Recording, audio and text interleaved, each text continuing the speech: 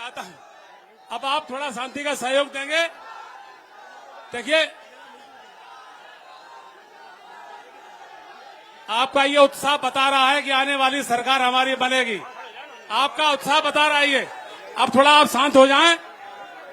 मैं सबसे पहले बुलाना चाहता हूं अपने सांसद जी को, उनके साथ उनका पुत्र आएगा और बहुत दोनों आके सबसे पहले माननीय सब नेताओं का स्वागत करेंगे। माननीय अखिलेश जी का, माननीय शिवपाल सिंह का, अंशुल जी का। सबसे पहले सांसद जी आए। सबसे पहले सांसद जी सबसे पहले आके, देखिए मैं एक एक करके बुलाता रहूंगा, मैं एक एक करके बुलाता रहूंगा, क्रम से जाते जाए।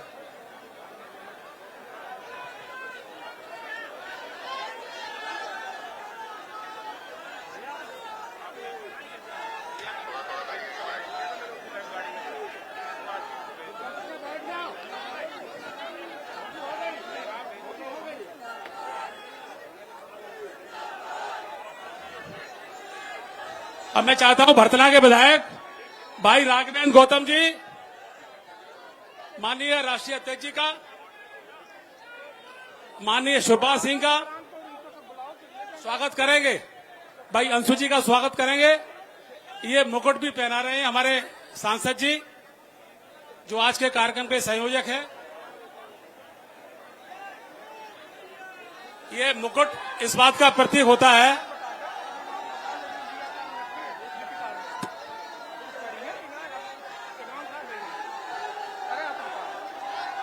हमारे विधायक जी आए अपने साथ, वो सभी का स्वागत करेंगे। अम्बेडकर की मूर्ति,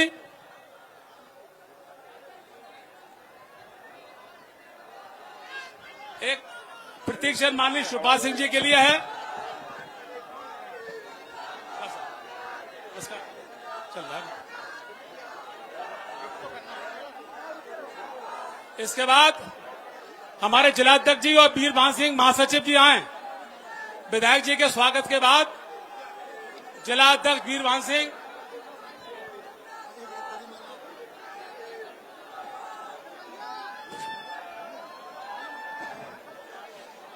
जिलाध्यक्ष जी और महासचिव जी आए और अपने जिला कमेटी की तरफ से स्वागत करें।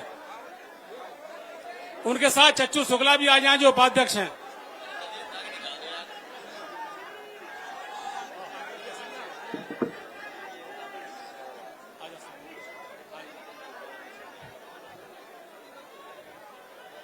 इसके बाद हमारे, और देखो ये हमारा नौजवान आशीष राजपूत एक बहुत शानदार मूर्ति लेकर आए हैं गौतम बुद्ध जी की। सर्वेश शाख जी भी आए जो प्रत्याशी रहे हैं, वो अपना मोमेंटो भेंट करें आके। सर्वेश शाख जी आए, कहाँ हैं? अन्नू प्रधान वहेवा, जहां पर भी अन्नू प्रधान आ जाएं। इसके बाद हमारे सैनिक प्रकोष्ठ के जो हैं लोग, ये दीपेन जी आए और मुकुट पहना। दीपेन जी आए। अनीता दिवाकर जी ने पगड़ी पहनाई है। ये दीपेन जी आए और पगड़ी पहना है। ये सभी हमारे सैनिक प्रकोष्ठ के लोग आए। सैनिक प्रकोष्ठ के लोग आए। सैनिक प्रकोष्ठ के लोग आए। भागनगर के ब्लॉक प्रमुख भाई धीरेन्द्र जी, भूपेन्द्र दिवाकर जी, डॉक्टर भूपेन्द्र दिवाकर जी आए और मूर्ति भेंट करें। सैनिक प्रकोष्ठ के हमारे साथी आ जाएं, लेकिन आराम आराम से करें।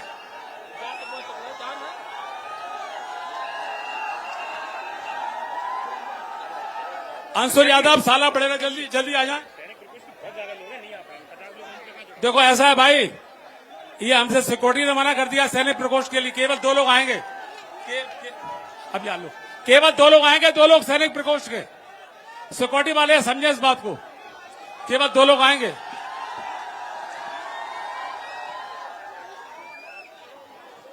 सैनिक प्रकोष्ठ के केवल 2 लोग आएंगे। मंच की स्थिति खराब है, इतने लोग नहीं आ सकते।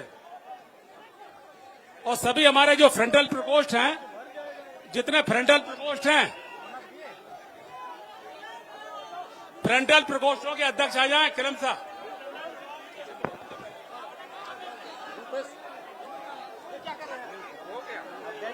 ये पूर्व प्रमुख है यहाँ की। हाँ, अब हमारे सैनिक प्रकोष्ठ वाले देखो आराम से आए। हाँ। अरे पूर्व विधायक गया प्रसाद वर्मा जी के पुत्र सुखदेव जी के पुत्र आ रहे हैं।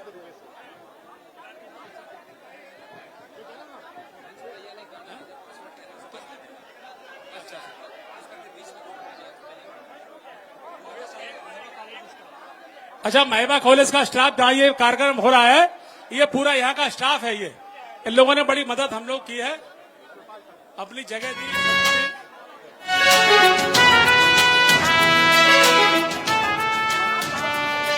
रूपेश कठहरिया जहाँ पर भी हो, उनके साथ वो है हाकिम सिंह। पर मंडराते खतरों में उन्हें पुकारा है, तब पीडीए के लोगों ने ये मिलकर ललकारा है। जागो उठो समाजवादियों, रक्षा धर्म तुम्हारा है। राजनीति में ये समाजवाद ही स्थिर ध्रुव तारा है। ऐसी स्थिति में केवल अखिलेश ही सहारा है। ऐसी स्थिति में केवल अखिलेश ही सहारा है।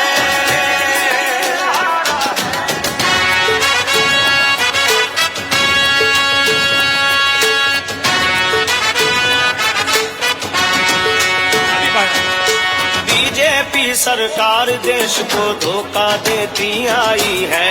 सामाजिक समरसता में भी नफरत फैलाई है।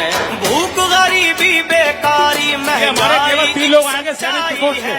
असली मुद्दे छुपा लिए हैं, ये उनकी चतुराई है। ये उनकी चतुराई है। देश के हित में बहुत जरूरी अब इनसे छुटकारा है। जागो उठो समाजवादियों, रक्षा धर्म तुम्हारा है। ऐसी स्थिति में केवल अखिलेश ही सहारा है। अखिलेश हमारा है। अखिलेश सहारा है।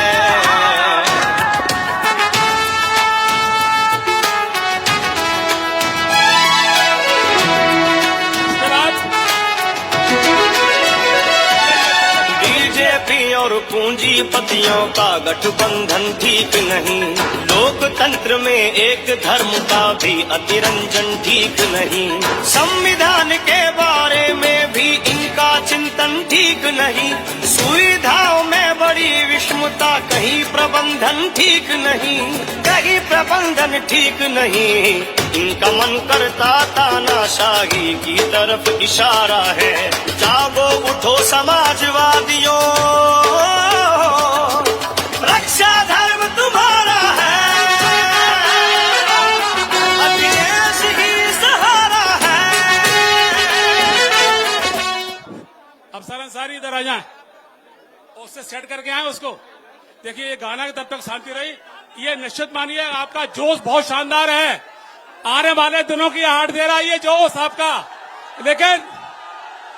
लेकिन जोश में होश मत खोइए। अब मैं चाहूंगा कि हमारे टंटी यादव, हमें सोनी जी आए। अच्छा, जो ये आ जाए पहले, जो फ्रंटल प्रकोष्ठ के अध्यक्ष है। हम आराम से। नहीं, ये अध्यक्ष लोग आ जाए। ये अध्यक्ष चार लोग आएगा। चार लोग आ जाए।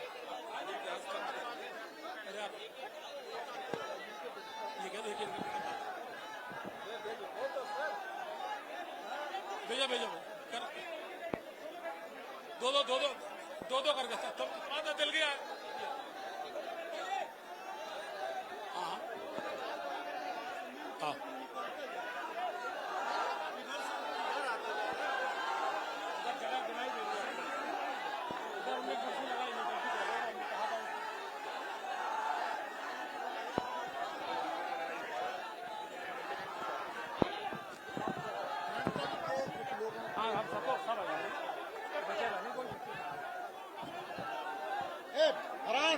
हमारे युवा प्रकोष्ठों के अध्यक्ष आ जाए सभी। युवा प्रकोष्ठों के अध्यक्ष केवल आएंगे, केवल अध्यक्ष युवा प्रकोष्ठों के। ये पहले भी कहा गया था कि माला की प्रबंधित है भाई। आप भेजिए भेजिए भेजिए आप। अरे आशीष जी भेजिए 3-3 करके।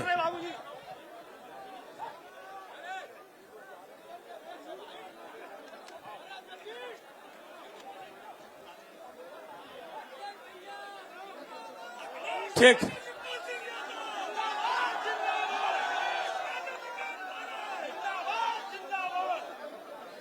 अब क्रम से आइए, दो लोग आए, दो लोग आए, दो लोग आए। ये औरैया के जिलाध्यक्ष और हाँ, ये फ्रंटल वाले पहले आ जाए, दो लोग आते चले।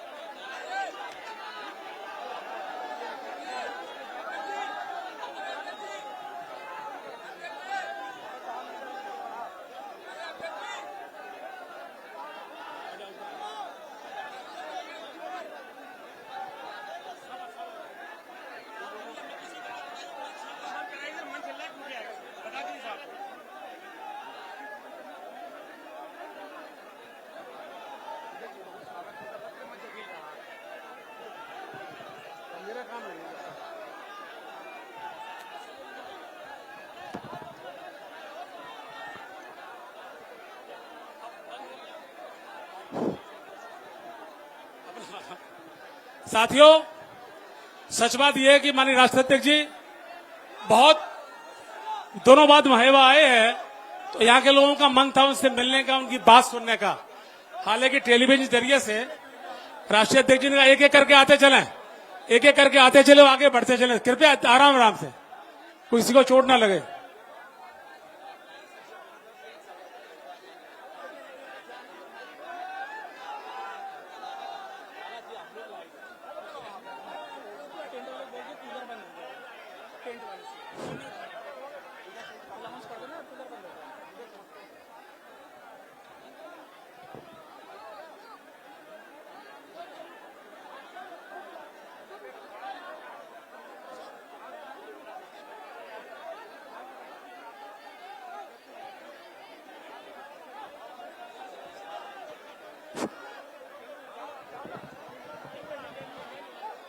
अच्छा, इसी क्रम में मैं चाहता हूं कि हमारे जिलाध्यक्ष, देखिए राष्ट्रीय अध्यक्ष जी ने कहा है कि सम्मान चलता रहेगा, लेकिन साथ साथ में अपने संबोधन चलते रहे।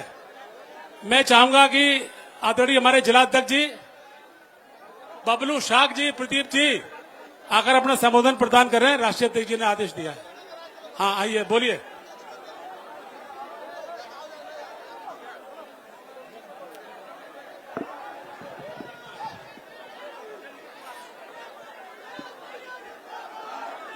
पहले तो सभी लोगों से मेरा निवेदन है कि आप लोग बैठ जाएं। पीछे के लोग भी देखना चाहते हैं आदरणीय जी को। आप लोगों से मेरा निवेदन है कि आप लोग बैठ जाएं। जो आगे लोग खड़े हैं उन सभी से मेरा हाथ जोड़ के निवेदन है कि आप लोग बैठ जाएं। मुझे पता है कि जो उत्साह आपके सामने है कि पीडीए के जनक आपके सामने पहली बार आए, इसलिए आप लोग बैठ जाएं और सब लोगों को देखने दें। आज मुझे अभी आदेश हुआ है, आज इस पीडीए जन चौपाल की अध्यक्षता कर रहे आदरणीय अध्यक्ष जी और हम सबके बीच में पीडीए के जनक और करोड़ों करोड़ों लोगों के दिलों पर राज करने वाले हम सबके नेता आदरणीय अखिलेश यादव जी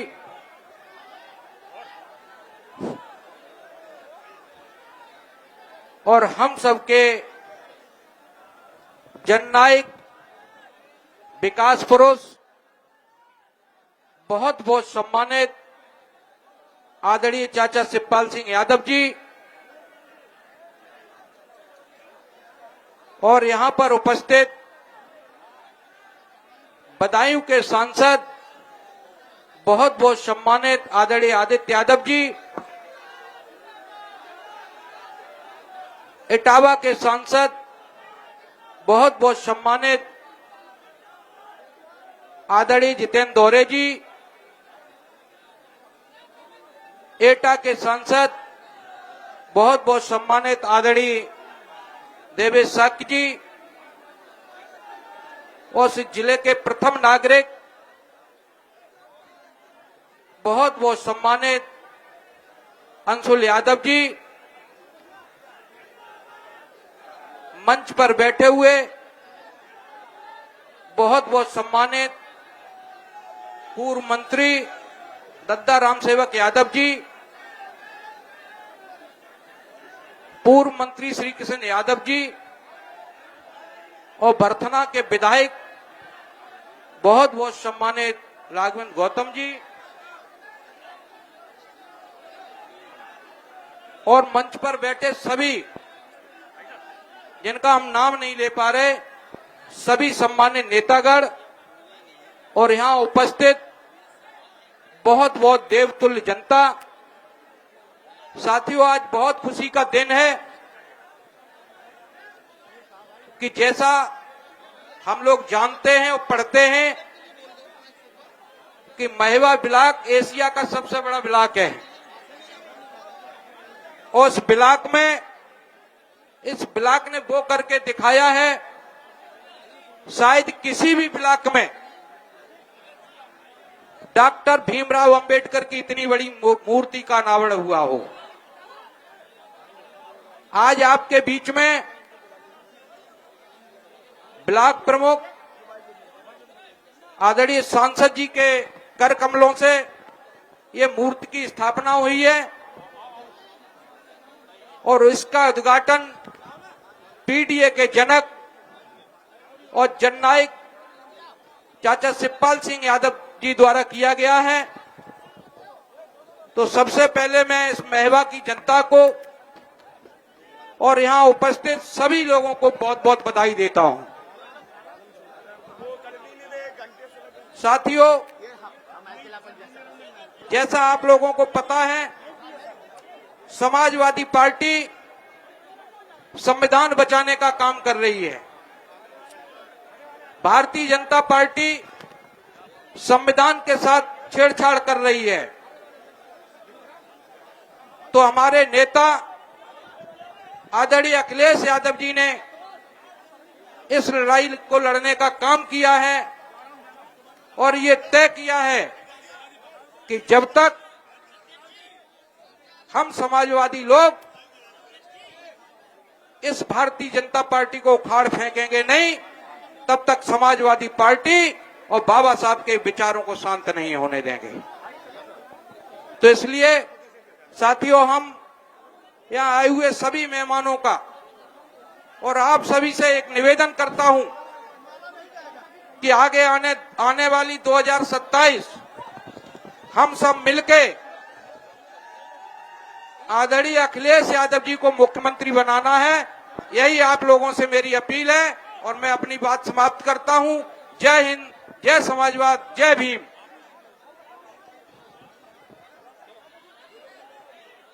इसके बाद मैं चाहूंगा कि हमारे लोकप्रिय सांसद जिनके संयोजन में ये काम हुआ है वो आए और अपने कार्यकर्ताओं को संबोधित करें। भाई जितेंद्र दौरे जी। बहुत बहुत धन्यवाद संचालन महोदय अशोक बड़े भाई साहब, और इस देश को संविधान देने वाले परम पूज्य बाबा साहब भीमराव अंबेडकर को नमन करते हुए, श्रद्धेय नेताजी को नमन करते हुए, अपना आदर्श नेता मानते हुए हमारा लोकप्रिय किसानों नौजवानों के नेता हमारे पूर्व मुख्यमंत्री राष्ट्रीय अध्यक्ष अखिलेश यादव जी को बहुत बहुत नमन करता हूं, प्रणाम करता हूं। राष्ट्रीय महासचिव चचा शिवपाल जी का बहुत बहुत स्वागत और वंदन अभिनंदन करता हूं। बदायूं से आए हमारे छोटे भाई सांसद अंकुर भैया जी का स्वागत करते हुए, इस जिले की हमेशा कमान संभालने वाले नौजवानों के नेता अंशुल यादव जिला पंचायत अध्यक्ष जी का बहुत बहुत स्वागत और वंदन अभिनंदन करता हूं। अजय यादव नाम दिया जा रहा है।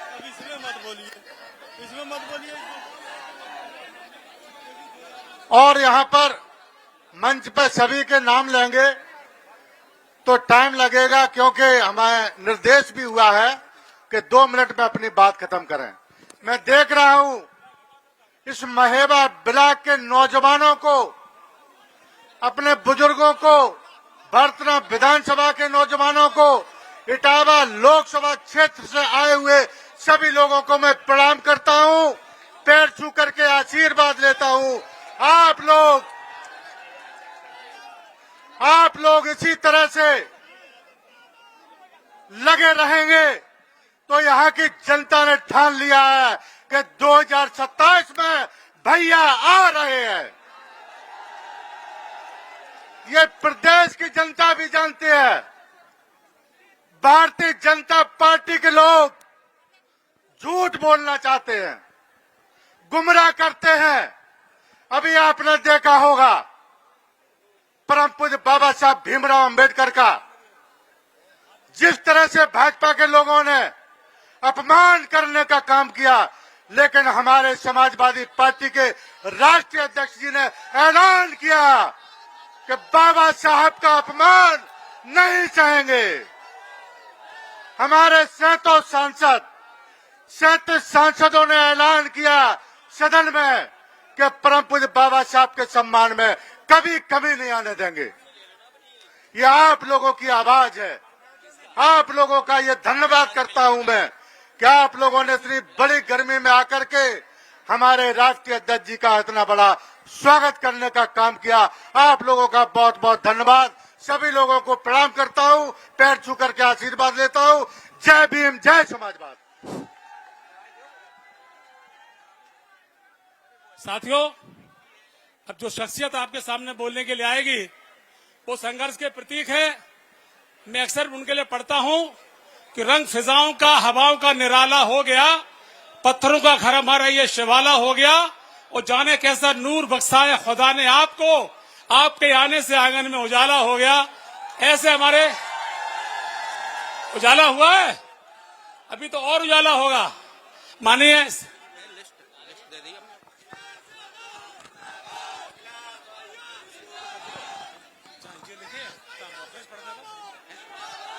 जगह जहां फ्लेस लगे था।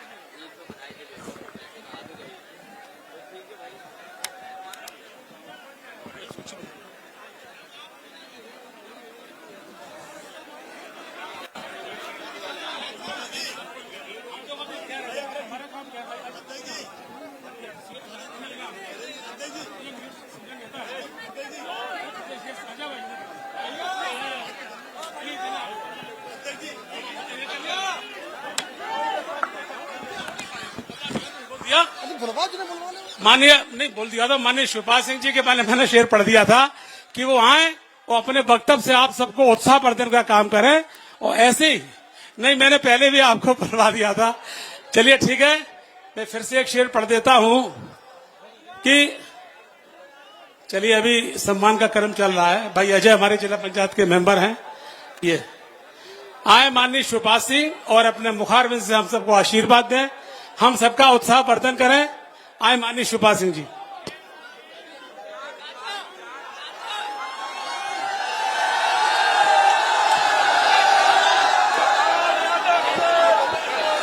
हमारे बस में नहीं है।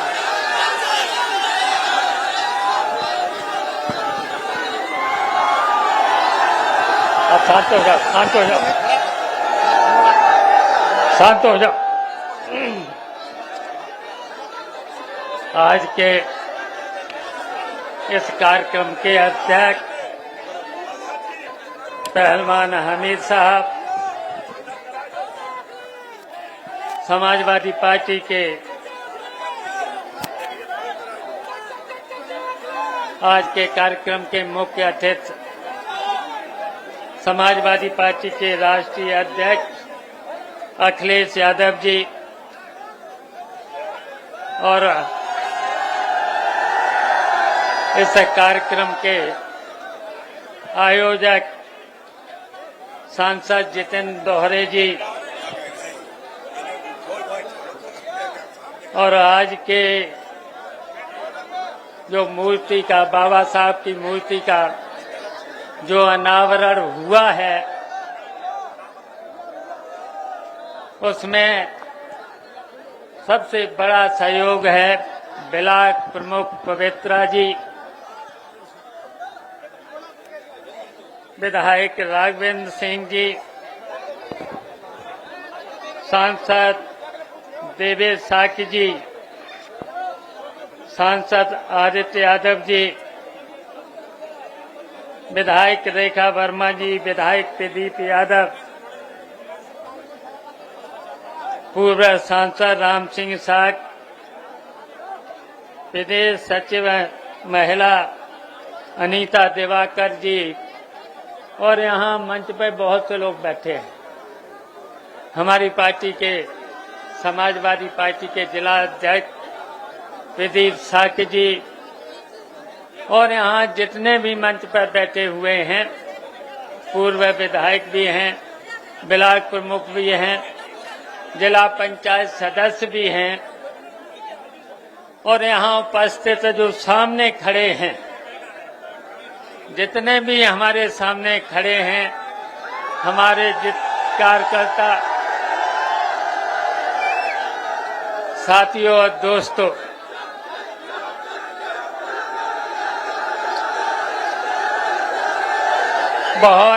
आज बहुत गर्मी है। आप लोग सुबह 10-11 बजे से इस तपती हुई धूप में खड़े हैं,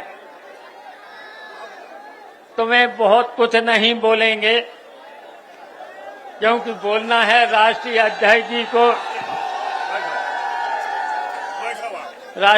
जी को बोलना है। मैं बस इतना ही कहना चाहता हूं,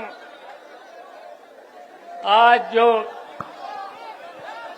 महेवा ब्लॉक है, ये ब्लॉक आप सबको पता है कि ऐतिहासिक ब्लॉक है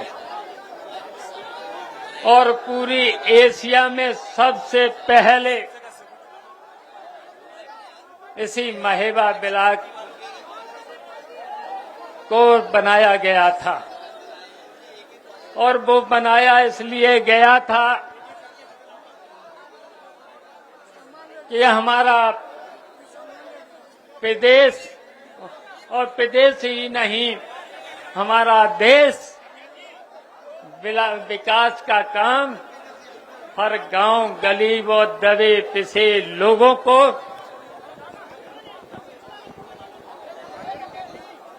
इसी ब्लॉक के द्वारा जो बाबा साहब का और आज का ये जो दिन बहुत ही गौरवपूर्ण दिन है और इसलिए भी जो बाबा साहब ने जो हमको संविधान दिया है और उसी संविधान पर चल करके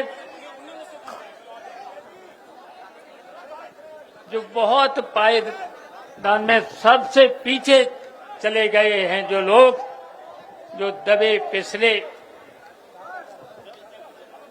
अल्पसंख्यक से लेकर के दलित से लेकर के जो समाज में बहुत पीछे पायदान पर चले गए हैं और जो बाबा साहब ने संविधान दिया है, बाबा साहब उन लोगों की आवाज थे तो उन पर चल करके सामाजिक न्याय, जो बाबा साहब ने सामाजिक न्याय देने का काम किया है, तो आज जो बाबा साहब का अभी जो सपना था वो सपना अधूरा है। इसलिए हम आज इस महिला ब्लॉक प्रमुख और सांसद जितेंद्र दोहरे जी को बधाई देना चाहता हूं। उन्होंने एक ऐतिहासिक काम किया है। इस ऐतिहासिक ब्लॉक में एक ऐतिहासिक काम किया है। बाबा साहब की मूर्ति लगा करके एक संदेश दिया है। जो गरीब हैं, जो आज तक दबे कुचले हैं, जिनका आज तक शोषण हुआ है, तो बाबा साहब के आदर्शों पर चल करके, उनके विचारों पर को आगे बढ़ा करके हम लोगों को, और आपको याद होगा बाबा साहब ने जो हमें संविधान दिया है, उसी संविधान से इन दबे पिछले जो बहुत पीछे चले गए हैं, उनको सामाजिक न्याय दिला करके आगे लाना है। और हम अपने साथियों से यही अपील करेंगे, हम अपने साथियों से यही, आज जो आजादी के बाद आज भी जो बाबा साहब का सपना था, जो बाबा साहब का मिशन था, जो आज तक अधूरा है, आज तक जो पूरा नहीं हुआ है, तो हम लोगों की समाजवादियों से लेकर के और जो अम्बेडकरवादी हम लोग मिलकर के उस सपने, बाबा साहब के सपने को पूरा करने का काम करेंगे। और हमें, हमारी जानकारी में है आज इटावा ही नहीं, औरैया जो लोग संविधान की जिनको रक्षा करनी है, संविधान को जिसको पालन करना है, जिनको पालन करना है, जब बहुत से ऐसे अधिकारी भी हैं आज बाबा साहब के संविधान का आज तक बाबा साहब के संविधान का पालन नहीं कर रहे हैं।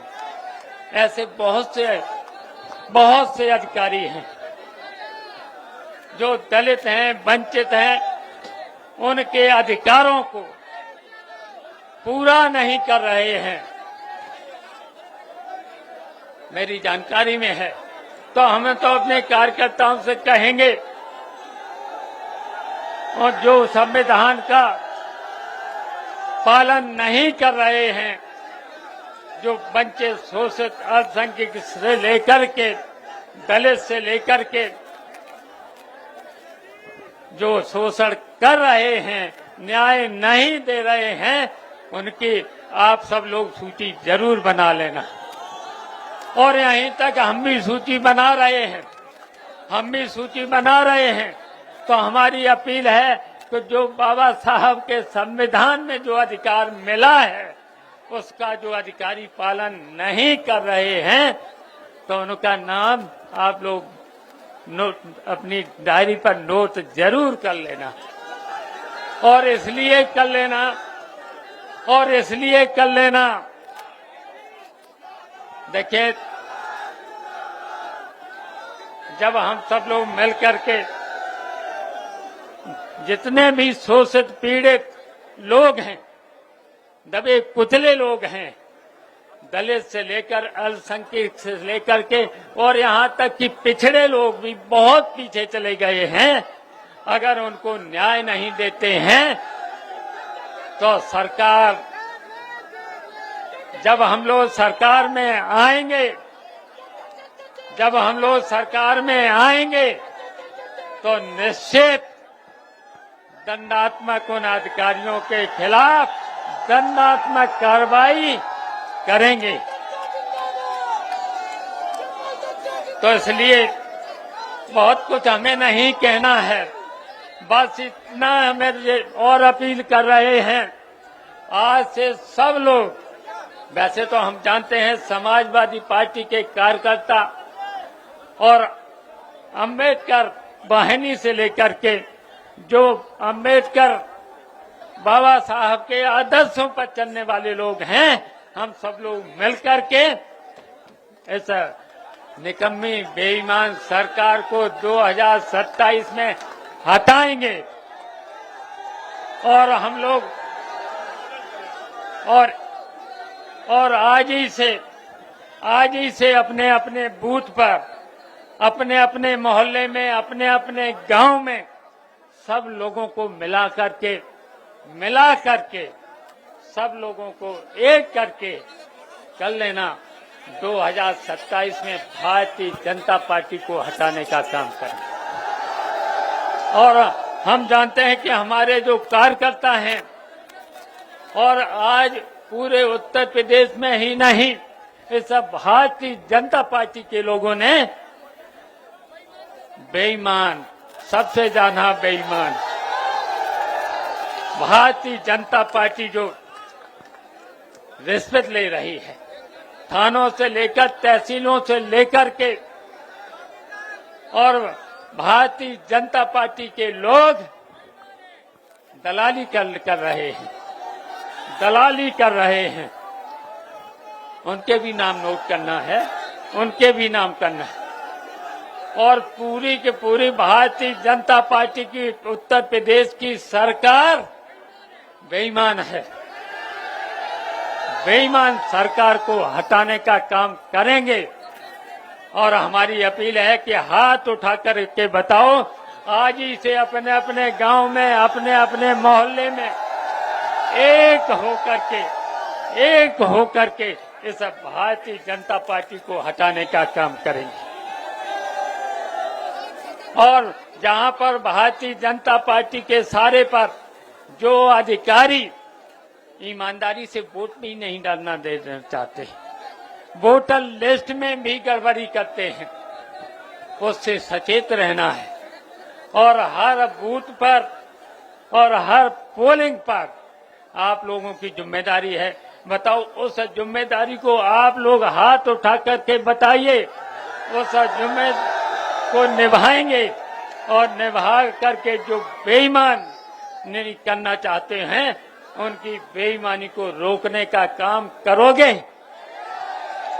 और वोटर लिस्ट में जो गड़बड़ी करते हैं, अपनी अपनी पोलिंग पर अभी से जो सूची लेकर के उसमें देख लेना। और ऑनलाइन अगर कहीं काटा है, तुम्हारा वोट नहीं है, तो ऑनलाइन जरूर उसमें दाखिल कर देना। और बेईमानी नहीं होने देंगे, इतना हाथ उठा करके बताओ, सब लोग हाथ उठा करके बताइए कि बूथ पर बेईमानी नहीं होने देंगे। तो हमें भरोसा इटावा के लोगों पर, हमें भरोसा औरैया के लोगों पर कि भारतीय जनता पार्टी को बेईमानी नहीं करने देंगे। और अपना एक एक वोट को बचाएंगे, बचाना है वोट को। और वोट के दिन आप लोग अपनी पोलिंग पर हर बूथ पर जिताने का काम करेंगे।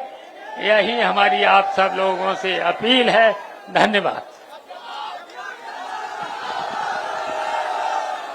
हमारे इतना शोर है, चलिए राष्ट्रीय अध्यक्ष जी आइए।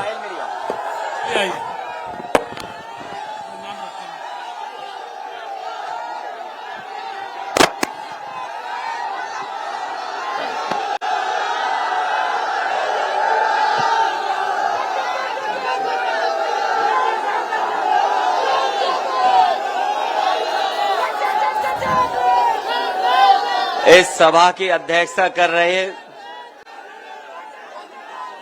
हमारे बहुत पुराने समाजवादी नेता और नेताजी के बहुत पुराने साथी आज की अध्यक्षता कर रहे नेताजी के बहुत पुराने साथी, न केवल वो समाजवादी साथी रहे हैं, बल्कि अखाड़े में भी पहलवानी किए हैं। हमारे पूर्व चेयरमैन हामिद खान साहब और इस कार्यक्रम के आयोजक और आपके और हमारे इटावा के सांसद, जिनके प्रयास से हम और आप लोग यहां पर मौजूद हुए हैं, जितेंद्र दोहरे जी, मंच पर उपस्थित पूर्व सांसद राम सिंह साख्य जी, बहुत पुराने समाजवादी नेता राम सेवक यादव जी, सांसद देवेश साख्य जी, सांसद आदित्य यादव, प्रदीप साख्य बबलू जी, समाजवादी पार्टी के जिले के अध्यक्ष राघवेंद्र गौतम जी, हमारी पार्टी के विधायक भरतना से, विधायक दिव्यापुर प्रदीप यादव जी, विधायक विधुना रेखा वर्मा जी, अशोक यादव जी पूर्व मंत्री, अंशुल यादव जी जिला पंचायत अध्यक्ष, पार्टी के प्रदेश के सचिव गोपाल यादव जी, वीरू भदौरिया जी, आशीष राजपूत जी, सर्वेश गौतम जी, पार्टी के जिला अध्यक्ष औरैया, पूर्व मंत्री आदरणीय श्री कृष्ण यादव जी, लालजी शुक्ला जी, अनिल यादव जी, पल्लवी पाल जी, अनीता दिवाकर जी, मदन गौतम जी, मिथिलेश कटियार जी और बड़ी संख्या में संगठन के सभी पदाधिकारी और मंच पर बहुत सारे उपस्थित पार्टी के हमारे नेता, यहां पर कार्यक्रम में उपस्थित सभी हमारे किसान भाई, आदरणीय बुजुर्ग, बड़ी संख्या में नौजवान साथी, माताएं बहनें और पत्रकार साथियों, मैं सबसे पहले सांसद जितेंद्र दोहरे जी और उनके सहयोगी साथियों को और समाजवादी पार्टी के कार्यकर्ताओं का बहुत बहुत धन्यवाद और आभार प्रकट करना चाहता हूं कि उन्होंने अपने ब्लॉक के परिसर में बाबा साहेब भीमराव अंबेडकर जी की प्रतिमा लगा करके न केवल हम लोगों को बल्कि पूरे पीडीए परिवार को एक प्रकाश स्तंभ की तरह हम लोगों को चलने का मौका दिया है। और हम आपको भरोसा दिलाते हैं कि बाबा साहब भीमराव अंबेडकर जी ने जो सपना देखा था और जिस संविधान को हमें और आपको दिया है, आज के दिन हम सब पीडीए परिवार के लोग ये संकल्प लेते हैं कि कोई कितना भी साहसी हो जाए, ताकतवर बन जाए, कितना भी तानाशाह हो जाए, लेकिन बाबा साहब भीमराव अंबेडकर जी का संविधान हम लोग बदलने नहीं देंगे और इस संविधान के प्रति हम लोग ईमानदारी से खड़े होकर के अपने वोट का अधिकार हमेशा इस्तेमाल करेंगे। आज मुझे बहुत खुशी है कि बहुत सारे समाजवादियों से मिलने का मौका मिल रहा है। न केवल जो हमसे मंच पे व्यक्तिगत रूप से मिले हैं, लेकिन मैं देख रहा हूं सभा में बहुत सारे हमें अपने सभी लोग दिखाई दे रहे हैं। ये वो लोग हैं जो समय समय पर समाजवादी पार्टी को मजबूत करने के लिए अगर कभी भी कोई जोखिम भी उठाना पड़ा होगा तो यहाँ के समाजवादी साथी कभी पीछे नहीं हटे हैं। ये ब्लॉक, महेवा ब्लॉक, जैसा कि आप सब जानते होंगे, न जाने कितनी बार आपने सुना होगा, ये भारत का और उत्तर प्रदेश का पहला ब्लॉक बना था। 1950 के लगभग ये पहला ब्लॉक बना था और पहला ब्लॉक बनने का सपना यही था कि जो हमारे गरीब हैं, गांव में रहने वाले लोग हैं, जो ग्रामीण स्तर पे अपना जीवन यापन कर रहे हैं, समय समय पे जो उन्हें समस्याएं होती हैं, जो खेती बाड़ी से लेकर के उनको आगे बढ़ाने के लिए जो योजनाएं आए, वो ब्लॉक स्तर से लागू होकर के हमारे गरीबों के खुशहाली को बनाने का काम करें। लेकिन इधर हम जब लोग पीछे मुड़ के देखते हैं, जो ब्लॉक का सपना था वो सपना ही रह गया। न केवल सपना रह गया, बल्कि बाबा साहब भीमराव अम्बेडकर जी ने ये कहा था कि आजाद भारत होने के बाद हम अंग्रेजों को और उस समय की सरकारों को इस बात के लिए नहीं कह सकते हैं कि उन्होंने बुराई लाने का काम किया या उनकी वजह से हम खुशहाली और तरक्की के रास्ते पे नहीं हैं, क्योंकि अंग्रेज जाने के बाद न केवल हमारा देश आजाद हुआ, बल्कि बाबा साहब भीमराव अम्बेडकर जी ने हमें दुनिया का सबसे अच्छा संविधान दिया। और संविधान देने के साथ साथ उन्होंने हमें और आपको अधिकार दिलाने का काम किया है। और वो अधिकार जो हमें संविधान से मिले हैं, हम और आप लोग देखते हैं कि कभी कभी हमारे अधिकारों को छीनने का काम करते हैं। हमारे अधिकारों की कोई परवाह नहीं कर रहा है। पिछले चुनाव में जिस समय समाजवादियों ने पीडीए परिवार का नारा दिया और नारे के साथ साथ हम लोगों ने संविधान बचाने का संकल्प लिया, और उसका परिणाम ये हुआ कि न केवल भारतीय जनता पार्टी उत्तर प्रदेश में हारी है, बल्कि उत्तर प्रदेश में सबसे ज्यादा सीटें लोकसभा में जीतने वाली समाजवादी पार्टी बन गई। आज पीडीए और संविधान और बाबा साहब भीमराव अम्बेडकर जी का संविधान, डॉक्टर राम मनोहर लोहिया के हमारा समाजवादी चिंतन और नेताजी के संघर्ष की वजह से आज हम लोग सबसे बड़ी पार्टी हैं उत्तर प्रदेश में। जहां इंडिया गठबंधन ने सबसे ज्यादा सीटें जीती, वहीं भारतीय जनता पार्टी को हम लोगों ने बहुमत से दूर करने का काम भी किया है। आज उनका बहुमत नहीं है। वैसे तो इटावा औरैया वाले लोग बहुत क्रांतिकारी हैं,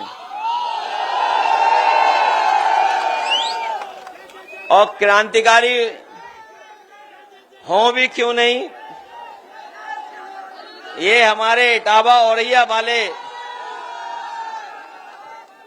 जो इतिहास के पन्नों को पलटते होंगे, जो इतिहास को जानते होंगे,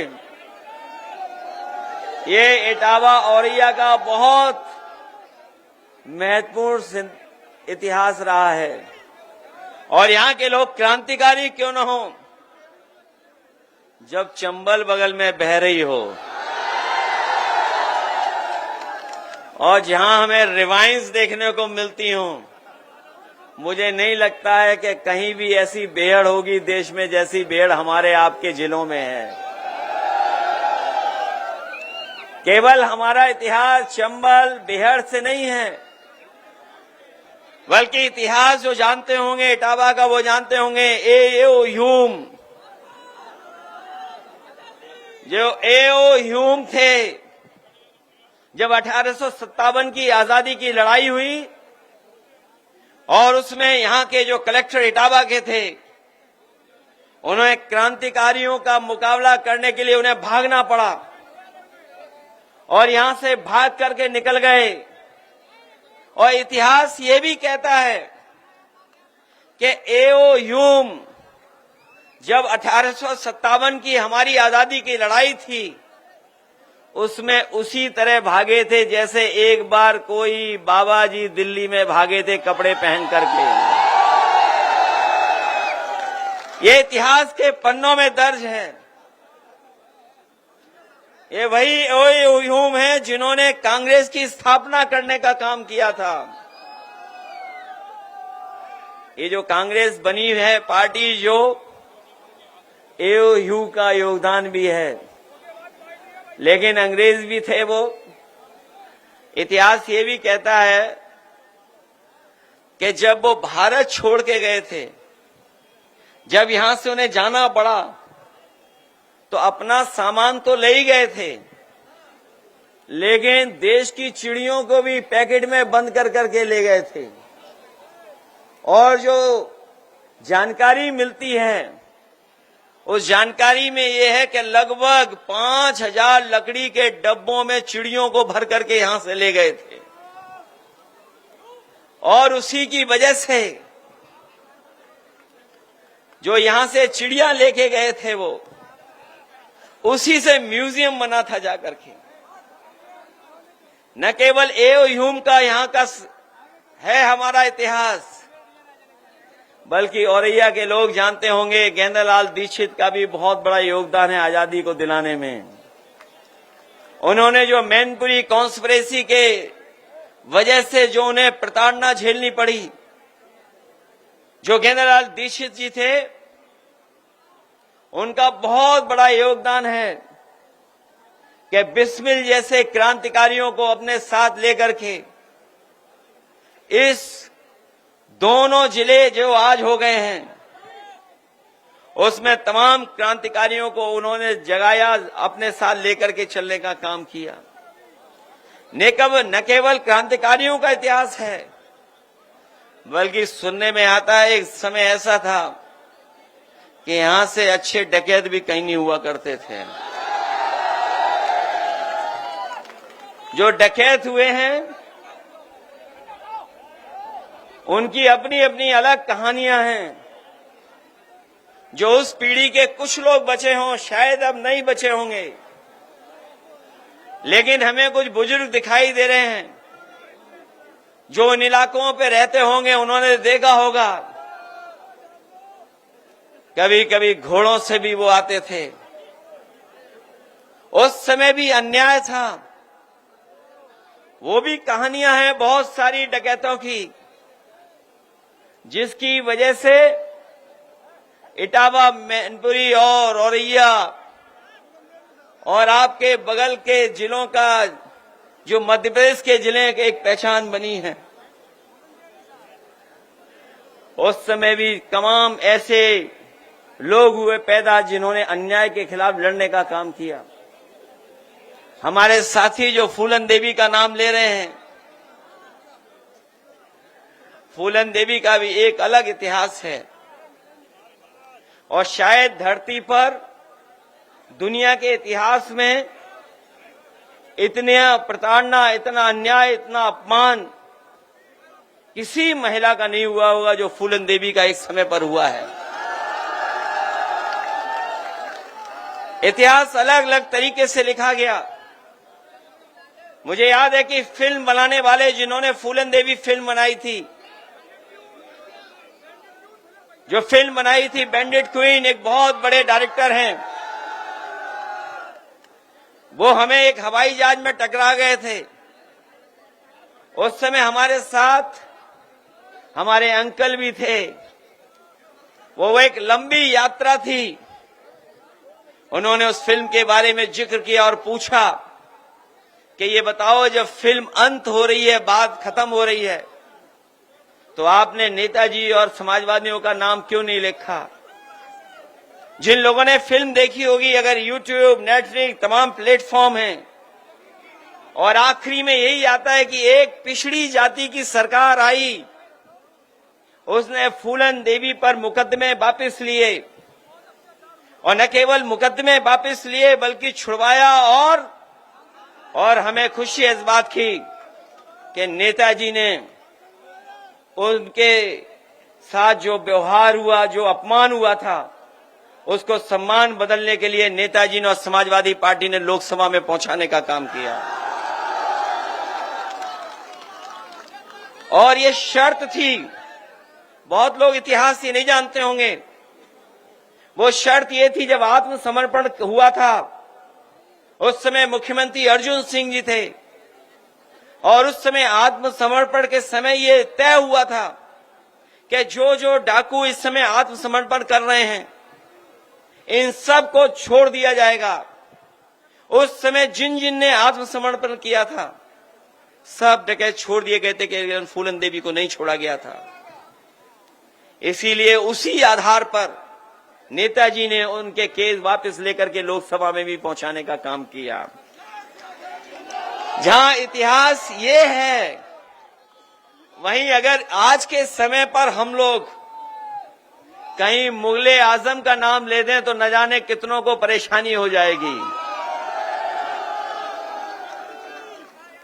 ये समय ऐसा है कि इतिहास को अलग अलग तरीके से देख रहे हैं लोग, और इस समय पर अगर हम लोग कहीं ये कह दें कि मुगले आजम की फिल्म बनाने वाला वो पैदा अगर हुआ था तो कहां अपने इटावा में पैदा हुए थे के आसिफ। शायद वैसी फिल्म कभी नहीं बनी होगी जो मुगले आजम की फिल्म बनी है। उसको बनने में भी न जाने कितने वर्ष लगे थे। ये भी इतिहास है इटावा और हमारा आपका औरैया का। जहां ये इतिहास है वहीं ये भी है कि बहुजन समाज पार्टी के संस्थापक को अगर लोकसभा में किसी ने पहुंचाया था तो यहीं के मतदाता खड़े हुए ने उन्होंने लोकसभा में पहुंचाने का काम किया था। वो जीत नहीं पा रहे थे कहीं से, वो नहीं जीत पा रहे थे कहीं। वो राजनीतिक परिस्थितियां कैसी थी, हालांकि हमारे पूर्व सांसद आदरणीय राम सिंह साकी जी बैठे हैं, इनके सामने नहीं कहना चाहिए, लेकिन ये बात इतिहास में दर्ज है कि उस समय पर संस्थापक जी को, काशीराम जी को अगर जिताने का काम किसी ने किया था तो नेताजी और समाजवादी लोगों ने लोकसभा में पहुंचाया था।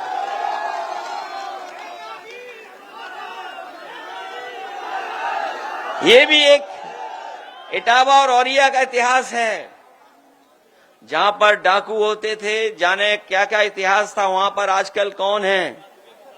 आजकल आवाज बब्बर शेरों की आती है। ये लाइन सफारी जो बनी है देश की पहली है, पहली लाइन सफारी है जहां पर शेर पैदा हो रहे हैं, जहां पर कभी डाकू बनते थे, लोग डाकू बनते थे, वहां पर आजकल शेर पैदा हो रहे हैं। और अभी सुनने में आया 1 महीना हुआ नहीं है 3 शेर और पैदा हो गए वहां पर। जब गोरखपुर वालों को शेर चाहिए था, गोरखपुर वालों को शेर चाहिए था, तो हमारे पत्रकार साथी जानते होंगे शेरों को किसी ने खाना खिलाया तो इटावा वालों ने खाना खिलाया था। वही शेर गए हैं गोरखपुर, और वो गोरखपुर वाले ऐसे हैं कि वो शेर को खुले में नहीं रख सकते हैं। जो गोरखपुर वाले हैं वो शेर को खुले में नहीं रख पा रहे हैं, पिंजड़े में बंद कर रखा है।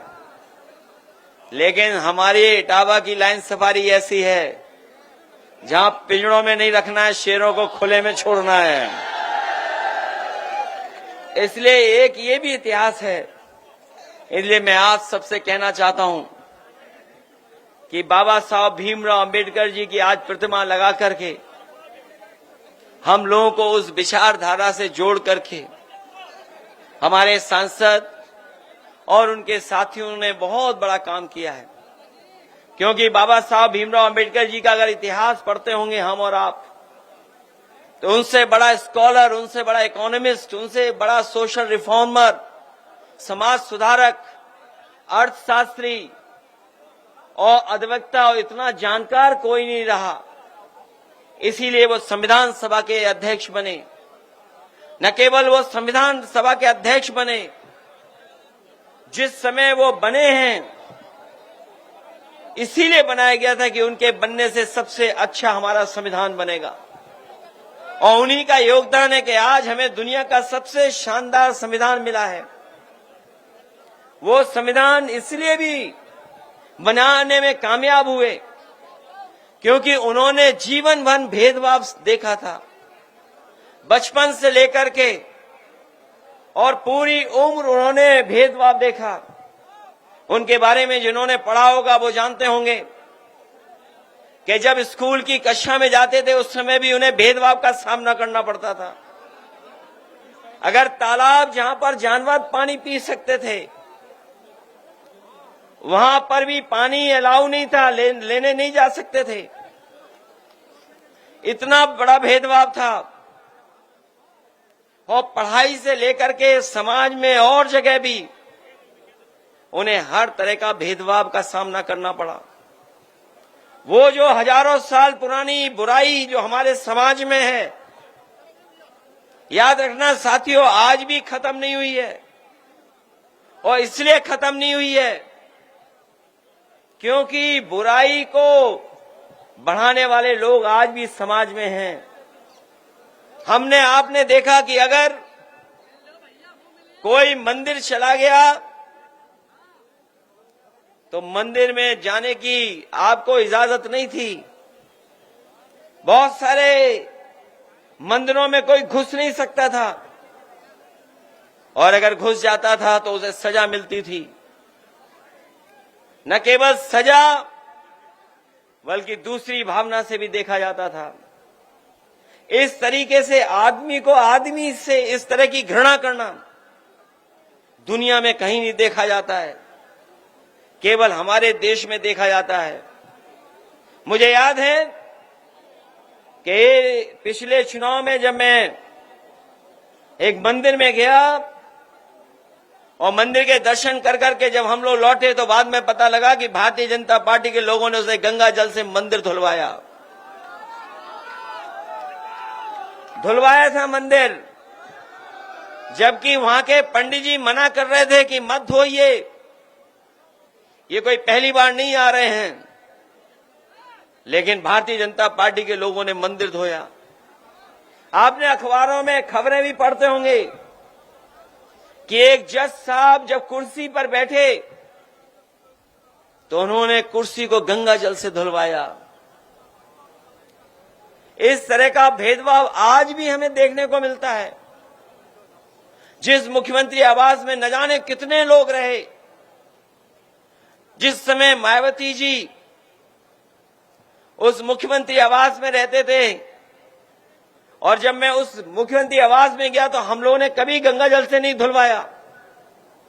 लेकिन जब यही उत्तर प्रदेश के मुख्यमंत्री जो अपने आप स्टैम्प लगा करके योगी बन गए हैं,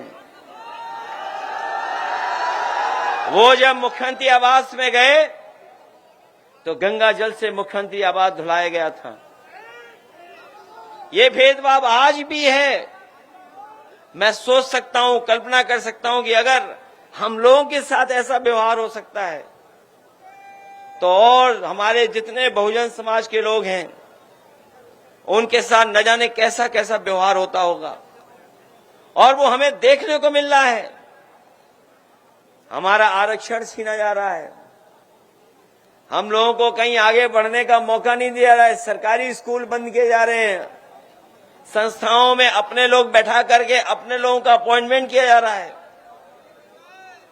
तो इस तरह का भेदभाव चल रहा है। और किसने किया था ये भेदभाव?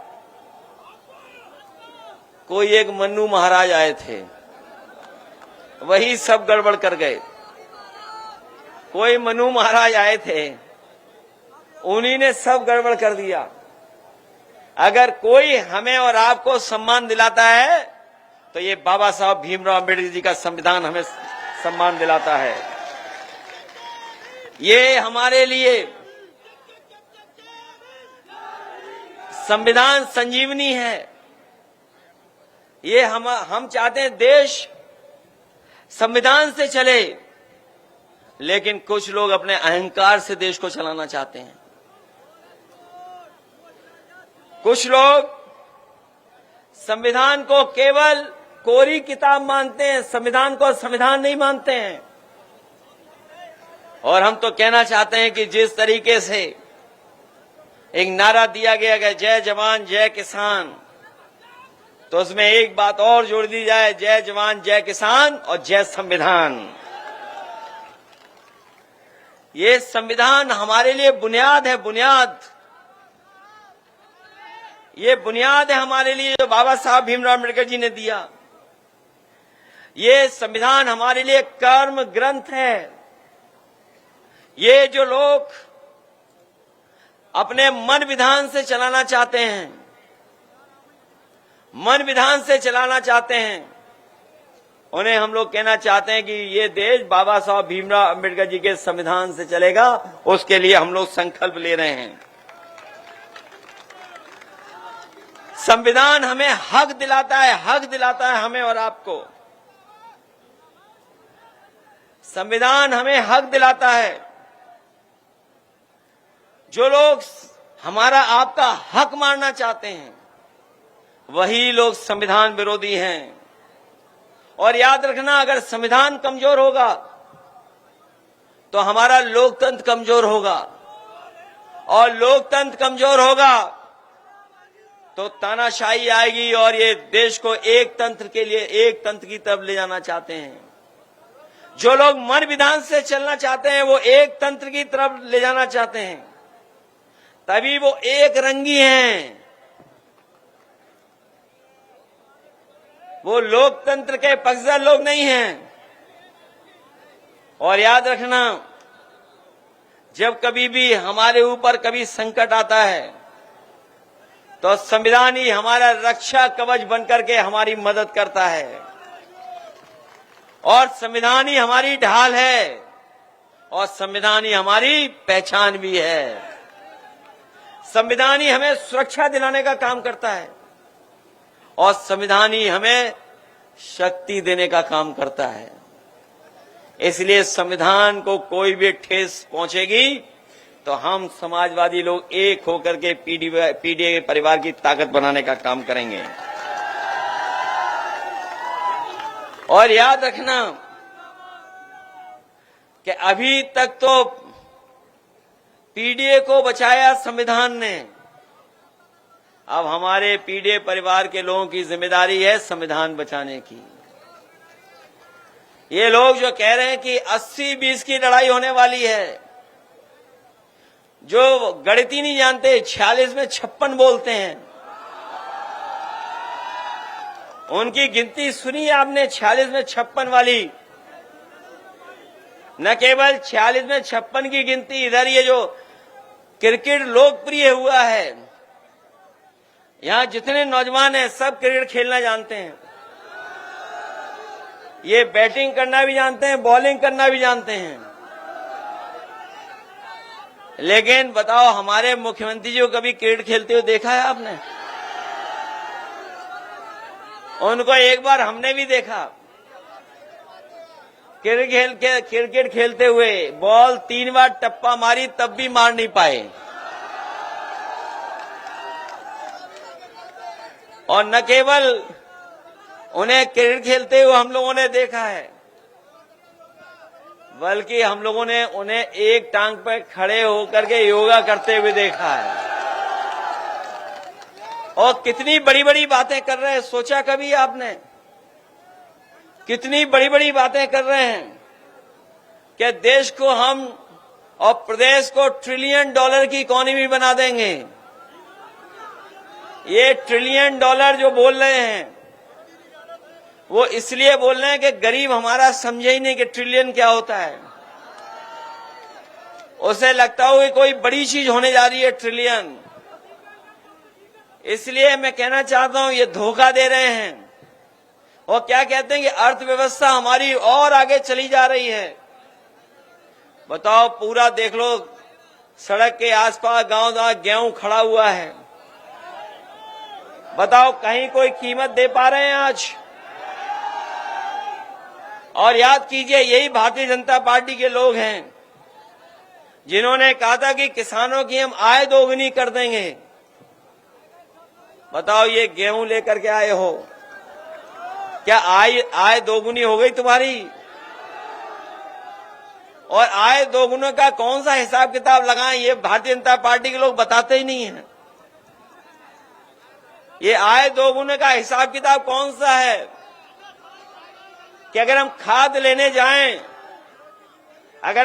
लेने जाएं तो बताओ खाद की बोरी से कितना गायब हो गया उसमें से, और डीएपी की बोरी से, और संग में जो आपको जबरदस्ती दिलवा रहे थे नैनो यूरिया। बताओ पत्रकार साथी कोई कहानी नहीं लिखते? अगर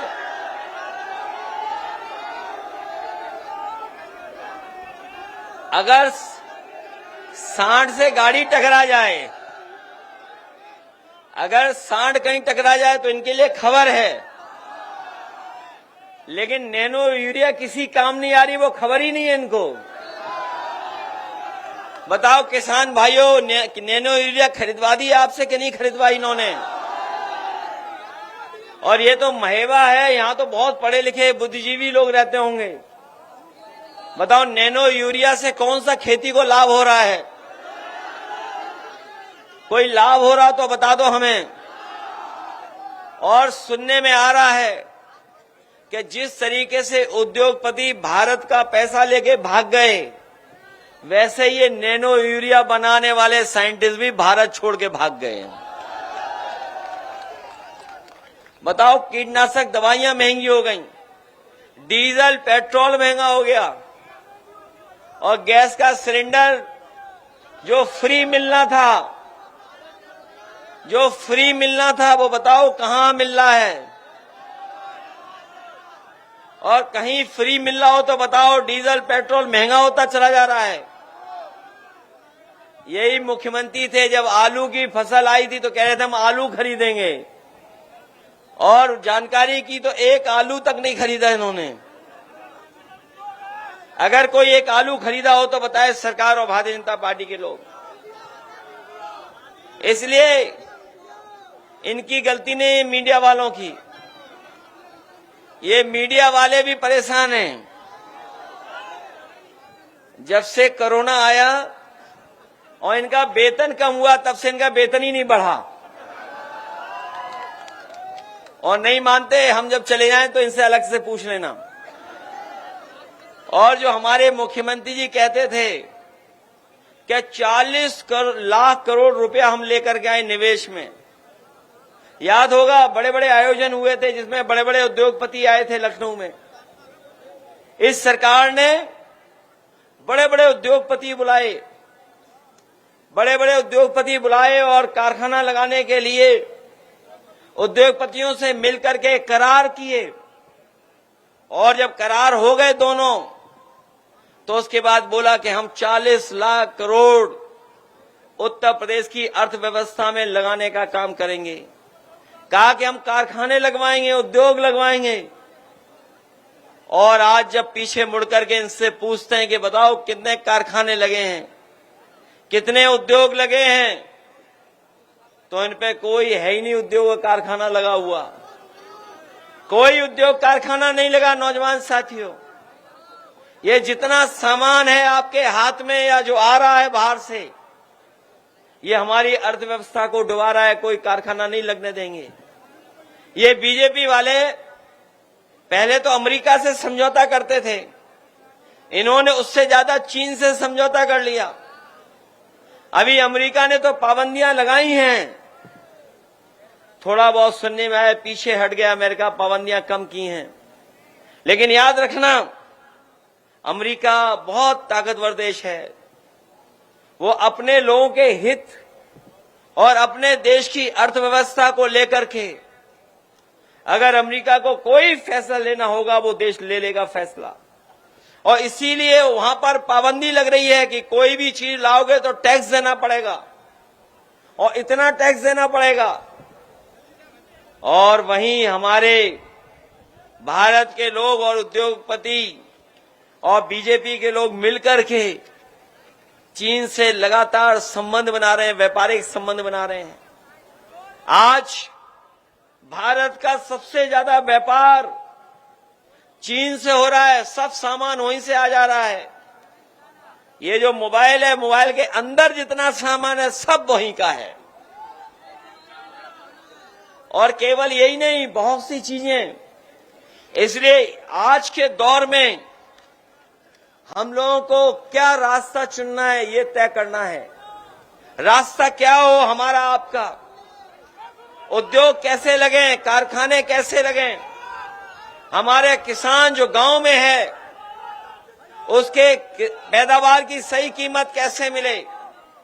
बताओ हमारे किसान भाइयों, जितने लोकसभा में कानून पास हुए हैं, अगर कोई कानून आपके लिए बना हो तो बता दो हमें।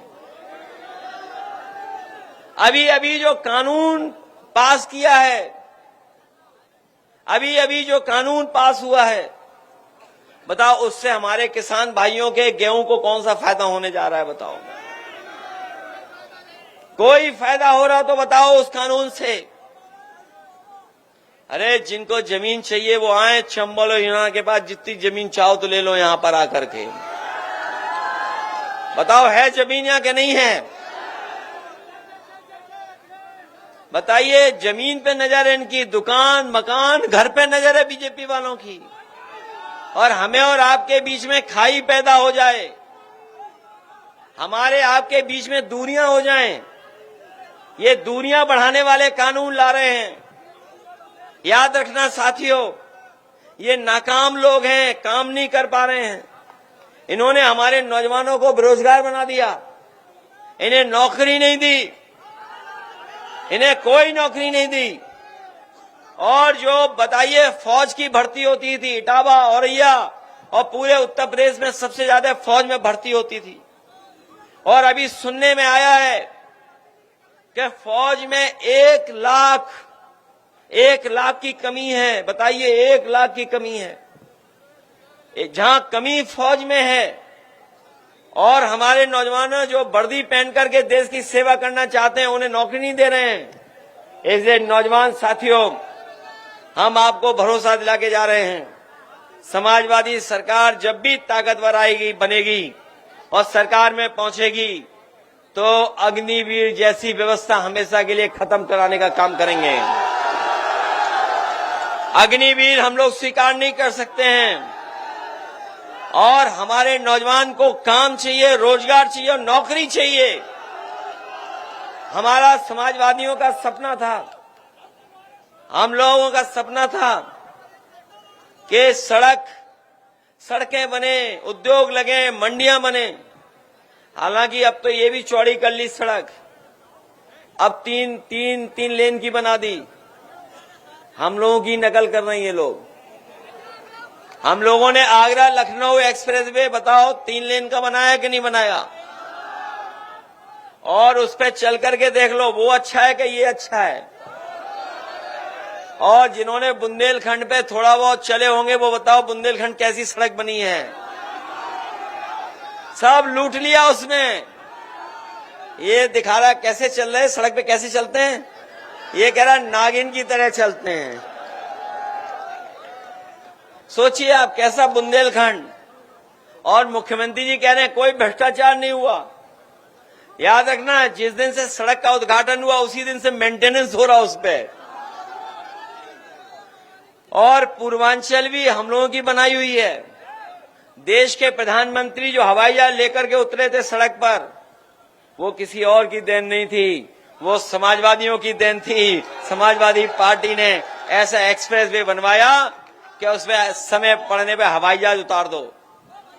और याद होगा आपको, जिस समय आगरा लखनऊ एक्सप्रेसवे का उद्घाटन किया था, नेताजी वहां पर मौजूद थे, उनके जन्मदिन पर हम लोगों ने उद्घाटन किया था।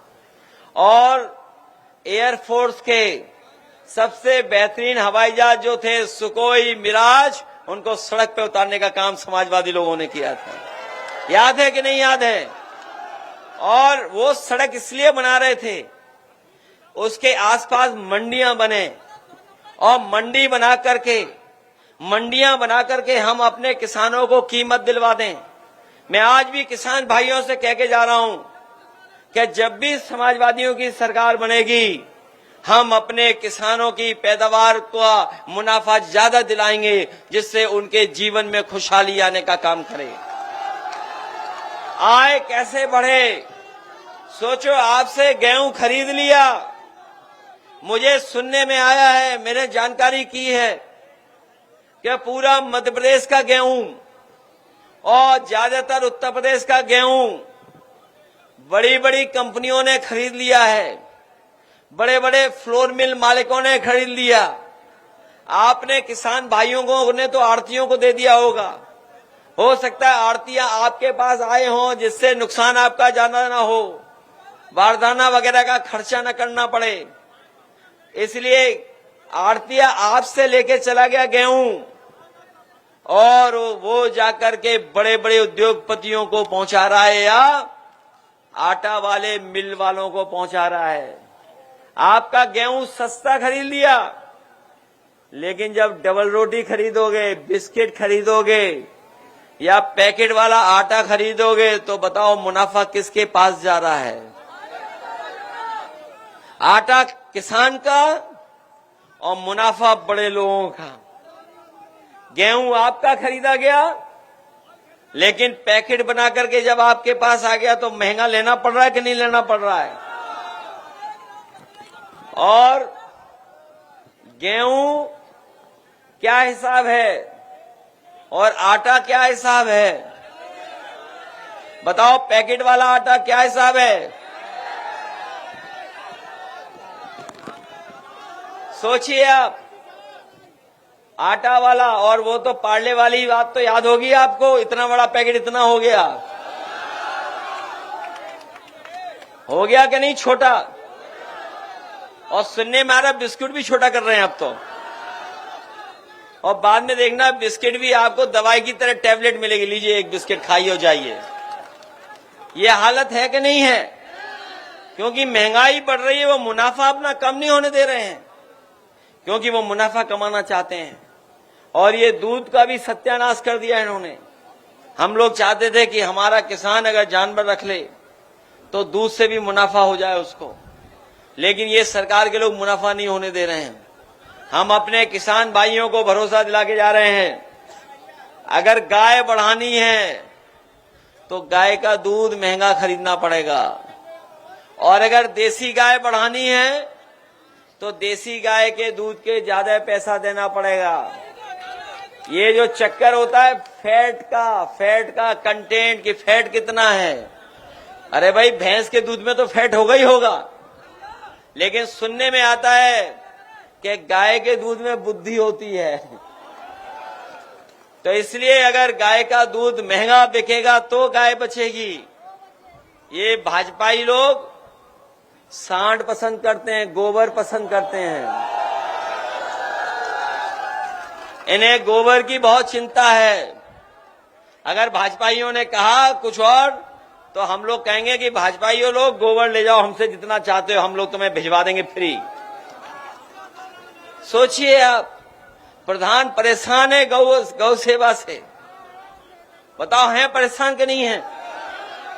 मैं चाहता हूं सरकार ये बताए कि आज पूरे उत्तर प्रदेश में गौशाला में कितनी गाय हैं, पूरे उत्तर प्रदेश में गौशाला में कितनी गाय हैं, कितने सांड हैं, इसकी गिनती बताएं, और कितनों की जान चली जा रही इसकी गिनती बताएं, और उनकी गाय की गौशाला में रखवाली के लिए, दवाई के लिए और इंतजाम के लिए कितना पैसा खर्च कर रहे हैं ये बताएं।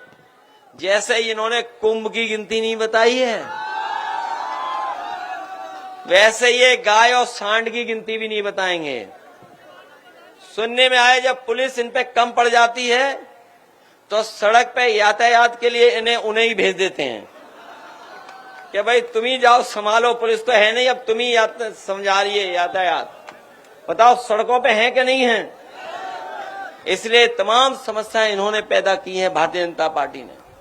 न किसान को सुविधा दी, न हमारे नौजवान को नौकरी रोजगार दिया, महंगाई बढ़ा दी, और भ्रष्टाचार तो ऐसा बढ़ाया है जिसकी आप कल्पना नहीं कर सकते हो। बताओ भ्रष्टाचार कहां पहुंच गया? अभी तक की कोई सरकार इतनी भ्रष्ट नहीं आई जितनी भारतीय जनता पार्टी की है।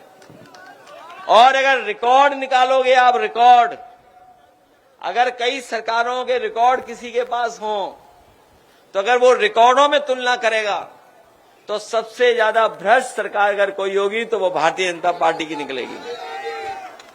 और भ्रष्टाचार यहां तक है कि एक आईएएस पकड़ा गया लेन देन कर करके। बताओ आईएएस है गायब कि नहीं है? ये सरकार और पुलिस जाने कहां ढूंढ रही है, वो जाने कहां ढूंढ रही, ढूंढ ही नहीं पा रही है। और याद रखना, ये पैसे के लेन देन की लड़ाई नहीं थी, ये पैसे के बंटवारे की लड़ाई थी, इसलिए फंस गया वो। और सच्चाई ये है कि जो आईएएस घूम रहे हैं, गायब हैं, कहीं लापता जो हैं, वो कहीं और नहीं छिपे हैं, योगी जी के मुख्यमंत्री आवास में ही कहीं बैठे हुए हैं। बताओ, कोई कल्पना कर सकता है कि आईएएस इस तरह का व्यवहार करे? और केवल आईएएस नहीं, 302, 307 में बताओ एक आईपीएस फरार था कि नहीं था? ये कहते हैं कानून व्यवस्था अच्छी हो गई। इनकी सरकार में तो पुलिस अपहरण कर रही है, पुलिस एफआईआर लिखा रही है, पुलिस पकड़ने जा रही है, पुलिस को पकड़ रही है। बताओ, ये है इनकी पुलिस की। बताओ, ये सच्चाई है कि नहीं है? अभी तक तो हम आप लोग देखते थे कि पुलिस चोर को पकड़ रही है, लेकिन अब पुलिस को पकड़ रही है। बताइए कि नहीं सच्चाई है? इतना पुलिस को भी खराब किसी ने नहीं किया जितना इस सरकार ने कर दिया। ये डायल 100 जो बनाई थी गाड़ी या पुलिस, इसलिए बनाई थी कि गांव में दिक्कत हो, झगड़ा हो तो पुलिस मदद करे जाके आपकी। लेकिन अब ये पुलिस मदद करने नहीं जाती है, आपकी जेब खाली करवाने जाती है। जो काम इन्हें समझौता कराना चाहिए, ये समझौता नहीं कराते। ये आपकी जेब देखते हैं, जेब में कितना माल है, और माल निकालते हैं। और याद रखना, हम भारतीय जनता पार्टी को कहना चाहते हैं कि अगर इस तरीके से पुलिस से काम करवाओगे कि आप वोट लुटवा रहे हो, उनसे चुनाव लड़वा रहे हो। यहां पे तो देखा होगा प्रमुखी वगैरह के चुनाव कैसे हुए होंगे आसपास। बताओ, पुलिस चुनाव लड़ाती कि नहीं लड़ाती? तो जब पुलिस से वोट पड़वाओगे, पुलिस से ये काम करवाओगे, तो पुलिस भी तो बेईमानी करेगी, फिर कैसे रोक लोगे आप? और उसी का परिणाम है कि आज पुलिस पे भी उंगलियां उठ रही हैं और इतनी गंभीर शिकायतें आ रही जिसकी आप कल्पना नहीं कर सकते हो। ये तो अस्पताल तो सब खराब कर दिए। आज मैंने एक तस्वीर देखी कि एक सांड बीमार हो गया तो इलाज कराने के लिए अस्पताल पहुंच गया। अभी आज सोचो, अस्पताल में सांड पहुंच रहे हैं। ये है इनकी सरकार। और बताओ, अस्पताल में कहीं इलाज हो रहा किसी का? किसी गरीब का इलाज नहीं हो रहा। और ये कोरोना पे जो हमें कहते थे वैक्सीन, बताओ अब हार्ट अटैक हो रहे हैं ज्यादा कि नहीं हो रहे हैं? न केवल हार्ट अटैक बढ़ गए हैं, बल्कि सुनने में आ रहा है कैंसर भी बहुत बढ़ता चला जा रहा है। बड़े पैमाने पे कैंसर हो गया है।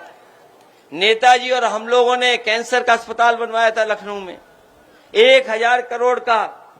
और वो इसलिए बनवाया था समाजवादी पार्टी ने कि अगर वो अस्पताल बन जाएगा तो हमारे गरीब को अगर इलाज की जरूरत पड़ेगी तो गरीब आएगा, उसको फ्री इलाज मिलेगा, एक भी पैसा नहीं देना पड़ेगा। ये इंतजाम समाजवादी पार्टी कर रही थी।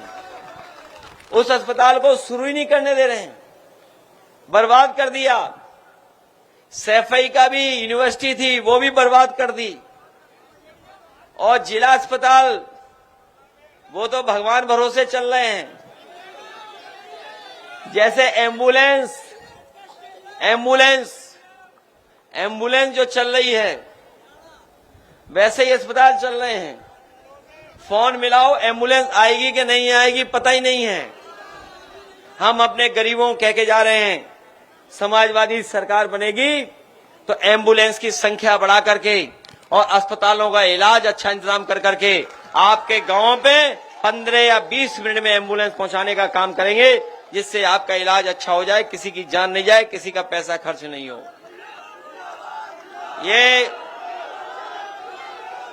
ये सुविधा देंगे। अभी सुनने में आ रहा है आज भी कोई मैच है आईपीएल का। हम तो अब देखते नहीं आईपीएल, इसलिए नहीं देखते क्योंकि भाजपा की सरकार आ गई है। इन्होंने कोई स्टेडियम ही नहीं बनवाया। बताओ आईपीएल उत्तर प्रदेश में कहां हो रहा है? जो समाजवादी सरकार में बना था स्टेडियम, वहीं पर आईपीएल हो रहा है। और हम आपको भरोसा दिलाते हैं नौजवानों को, जिस तरीके से हम लोग टेनिस क्रिकेट का टूर्नामेंट कराने लगे थे, याद होगा, अपने नौजवानों के पढ़ाई के लिए, काम, नौकरी, रोजगार के साथ साथ अगर स्वास्थ्य बेहतर करने के लिए खेलों का बढ़ावा देना पड़ेगा तो आईपीएल से बेहतर व्यवस्था कर करके अपने नौजवानों को खेल से भी जोड़ने का काम करेंगे, जिससे उनका भविष्य भी बेहतर हो सके। इसलिए इस मौके पर मैं आपसे धन्यवाद देना चाहता हूं और बधाई देना चाहता हूं एक शानदार कार्यक्रम के लिए। शानदार कार्यक्रम के लिए मैं आपको बधाई देना चाहता हूं। और जो हमारे सांसद जी ने कार्यक्रम कराया, उनके सहयोगी साथियों ने, उनको भी हम बहुत बधाई देते हैं कि उन्होंने बहुत सही समय पर कार्यक्रम कराया है। जो कार्यक्रम आपने किया है, इससे जुड़ करके लोग बाबा साहब के बारे में न केवल पढ़ेंगे, जानेंगे, बल्कि बाबा साहब भीमराव अम्बेडकर के रास्ते पे चल करके जो समय समय पर अपमान होता है, जो प्रभुत्ववादी लोग हैं, जो ताकतवर लोग हैं, जो समय समय पर अपमानित करते हैं, उनका मुकाबला करने का काम करेंगे। और वही बात जो हमारे साथी कह रहे हैं, हम यही कहना चाहते हैं, इतिहास पे झगड़ा किसी को नहीं करना चाहिए। इतिहास क्या था उस पे झगड़ा नहीं करना चाहिए, क्योंकि इतिहास में अच्छी चीजें भी दफन है, बुराई भी दफन है। अच्छी चीजें और तरीके से हैं, बुराई भी है। किसी का इतिहास उठा करके देख लो, अच्छा बुरा सब मिल जाएगा। इसलिए मैं कहना चाहता हूं, जो इतिहास हमें आगे ना बढ़ने दे, जो इतिहास हमें विकास के लिए रोकता हो, जो इतिहास हमारी एकता को लड़ाता हो, उस इतिहास को इतिहास रहना चाहिए। इतिहास को नहीं बदलना चाहिए, इतिहास को नई तरीके से नहीं बताना चाहिए। और अगर कोई हमारे रामजी राज सुमन जी या किसी भी कार्यकर्ता का अपमान करेगा तो हम लोग भी समाजवादी लोग उसके साथ खड़े दिखाई देंगे, उसकी सम्मान की लड़ाई लड़ने का काम करेंगे। और ये सेना वेना सब नकली है, याद रखना। हिटलर ने भी बनाई थी एक ट्रूपर। हिटलर अपने समय पर एक फौज रखता था, अपने कार्यकर्ताओं को पुलिस की वर्दी पहना देता था, फौज की वर्दी पहनाता था, फिर अपने विरोधी लोगों को पिटवाता था। उसका नाम था ट्रूपर्स, कहा करते थे उसे। ये बीजेपी वालों की ये ट्रूपर है, ये जो सेना दिखाई दे रही है, ये कोई सेना वेना नहीं है, सब बीजेपी वाले लोग हैं, सब बीजेपी वाले हैं। उनके चेहरे मिला लो, गांव मिला लो, वोट निकाल लो, सब बीजेपी वाले निकलेंगे, कोई नहीं निकलेगा। इसलिए ये सरकार की जिम्मेदारी है हमारे सांसद के सम्मान बचाने की, क्योंकि संविधान हमारा रक्षा कवच है। संविधान हमें ताकत देता है, शक्ति देता है। संविधान ही हमें समय समय पर आगे बढ़ने का मौका देगा, हक दिलाता है संविधान। इसलिए बाबा साहब भीमराव अम्बेडकर को याद करते हुए हमें पूरा भरोसा है कि आप सब लोग मिलकर के हमारे पीडीए परिवार को बढ़ाने का काम करेंगे। पीडीए से जुड़ करके हम लोग 90% आबादी जो है, 90% आबादी है, उसको साथ लेकर के चलने का काम करेंगे, जिससे भारतीय जनता पार्टी का हम लोग मुकाबला कर सके। इन्हीं शब्दों के साथ आप सबका बहुत बहुत धन्यवाद और बहुत बहुत आभार प्रकट करता हूं। मुझे पूरा भरोसा है कि जिस तरह महोबा के लोगों ने और आसपास के लोगों ने समाजवादी पार्टी के प्रति ये जो लगाव दिखाया है, मैं आपका बहुत बहुत आभारी हूं। मैं धन्यवाद देता हूं कि आप लोगों ने इतनी गर्मी में आकर के काम छोड़ करके इसको सफल बनाने का काम किया है। ये जो आप लोग इतनी गर्मी में आए हैं, ये हम लोगों को भी ऊर्जा देता है। और ये जो आपका जोश दिखाई दे रहा है, यही ऊर्जा दे रहा है कि आने वाले समय में 2027 में समाजवादियों की सरकार उत्तर प्रदेश में होगी। बहुत बहुत धन्यवाद।